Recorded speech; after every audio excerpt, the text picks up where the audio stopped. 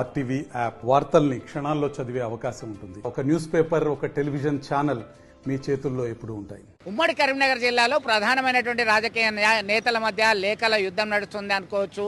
లేఖాస్త్రాలు సంధిస్తున్నారు. వారి వారి ప్రాంతాల్లో అభివృద్ధి సంక్షేమ ఫలాలు కావాలంటే లేఖలు రాస్తూ వారు విజ్ఞప్తి చేస్తున్నారు అనుకోవచ్చు. తాజాగా బీఆర్ఎస్ వర్కింగ్ ప్రెసిడెంట్ మాజీ మంత్రి కేటీఆర్ సిరిసిల్ల ఎమ్మెల్యే సిరిసిల్ల ప్రాంతానికి ఒక క్లస్టరు టెక్స్టైల్ డెవలప్మెంట్ కొరకి కేంద్ర హోంశాఖ సహాయ మంత్రి బండి సంజయ్ నిధులు తీసుకురావాలని చెప్పేసి లేఖ రాయడం జరిగింది. దీనికి స్పందిస్తూ బండి సంజయ్ సైతం సిరిసిల్ల నేతన్నలు మీకు ఎప్పుడు గుర్తుకొచ్చారా, దాదాపు 15 సంవత్సరాలకు పైగా మీరే ఈ ప్రాంతం నుంచి ఎమ్మెల్యేగా మంత్రిగా కొనసాగుతున్నారు కదా అని చెప్పేసి స్పందించారు. అయినప్పటికీ నా వంతు ప్రయత్నం చేస్తా అని చెప్పారు. అనంతరం కట్ చేస్తే బండి సంజయ్, కేంద్ర హోంశాఖ సహాయ మంత్రి బండి సంజయ్ తెలంగాణ రాష్ట్ర రైతాంగము, రాష్ట్ర ప్రజల సంక్షేమ అభివృద్ధి పనుల మీద రేవంత్ రెడ్డి సర్కార్ దృష్టి పెట్టాలి, పార్టీ ఫిరాయింపుల మీద కాదు దృష్టి పెట్టాల్సింది అంటూ ఘాటైనటువంటి లేఖ రాశారు.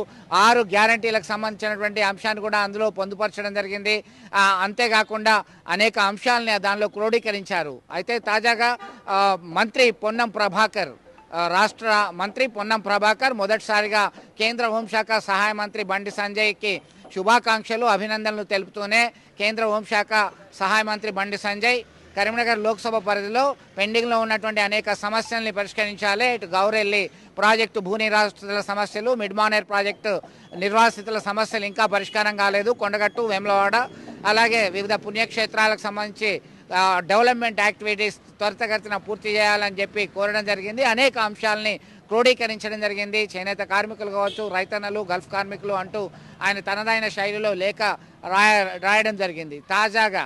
తాజాగా ఎమ్మెల్సీ కాంగ్రెస్ సీనియర్ నేత జీవన్ రెడ్డి సైతం ఒక లేఖను రాష్ట్ర ముఖ్యమంత్రి రేవంత్ రెడ్డికి రాస్తూ గల్ఫ్ కార్మికుల సంక్షేమం కొరకు కృషి చేయాలి, గల్ఫ్ వెళ్ళి మృతి చెందినటువంటి వారి కుటుంబానికి 5 లక్షల రూపాయలు ఎక్స్గ్రేషియా ఇవ్వాలి, గల్ఫ్ బాధితులను ఆదుకోవాల్సినటువంటి ఆవశ్యకం ఉంది, గల్ఫ్ నుంచి వచ్చేటువంటి వాళ్ళకి అన్ని రకాల సౌకర్యాలు ఉండాలి, గల్ఫ్కి వెళ్ళినటువంటి వాళ్ళకి కూడా ప్రభుత్వం అందించే సంక్షేమ అభివృద్ధి ఫలాలను అందించాలంటూ ఆయన లేఖ రాయడం జరిగింది.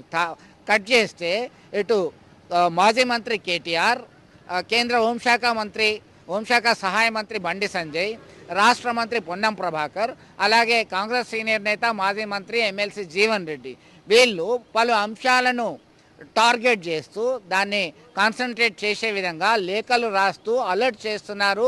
తమదైన శైలిలో వాళ్ళ యొక్క డిమాండ్లను నెరవేర్చుకునేటువంటి ప్రయత్నంలో ఉన్నటువంటి పరిస్థితిని మనం అబ్జర్వ్ చేయొచ్చు. వీడియో జర్నలిస్ట్ సుమంత్తో కలిసి చంద్రశేఖర్, ఆర్టీవీ, కరీంనగర్ నుండి. మరిన్ని వీడియోస్ కోసం ఛానల్ ని సబ్స్క్రైబ్ చేయండి. లేటెస్ట్ అప్డేట్స్ కోసం వాట్సాప్ ఛానల్ ని ఫాలో చేయండి.